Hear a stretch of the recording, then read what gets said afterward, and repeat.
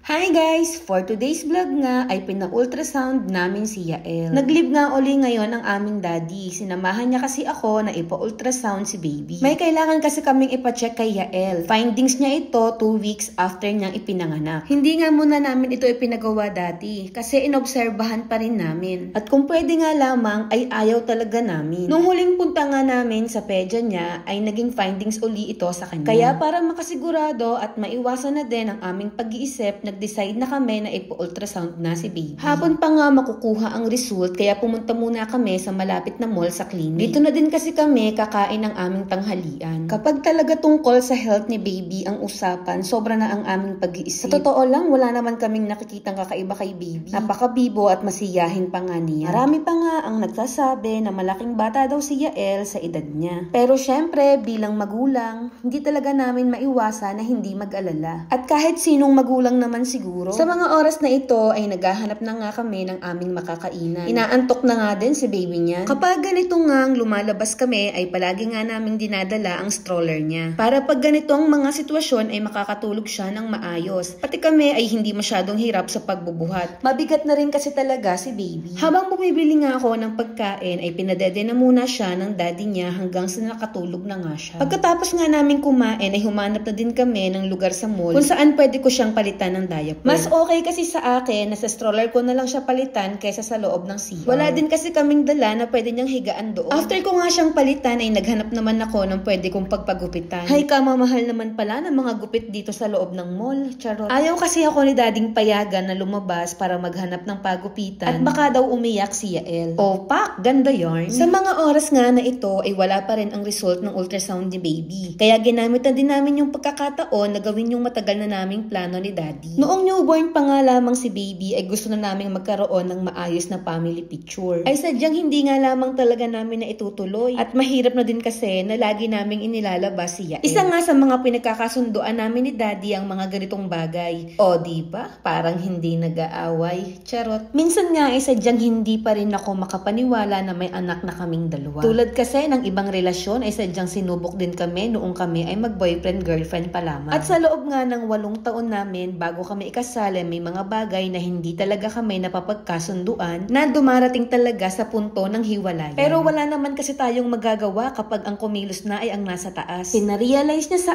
amin ang mga dapat naming ayusin sa aming relasyon. At sa huli, kami pa rin talagang dalawa ang makakaintindi sa isa't isa. Kaya kung sakali na subukin man uli kami ng kapalaran, ay alam namin na malalampasan naming dalawa ng magkasama. Lalo na ngayon na binigan kami ng mas magpapalakas sa aming pagsasama. At walang hanggang pagpapasalamat kay Lord sa napakagandang regalo niya sa amin. O siya ay fast forward na nga. Sa mga puntong ito nga ay nakuha na namin ang result ng ultrasound ni Yael. At nagbiyahe na rin kami pa uwi sa amin. Nung nakita nga namin ang result ni baby ay sobrang saya namin ni daddy. Thank you Lord at okay naman si Yael. At normal naman ang result ng test. Pag uwi nga namin ay nilinisan ko na agad si baby para makapagpahinga na siya ng maaga. At ayun lang guys for today's video. Thank you for watching.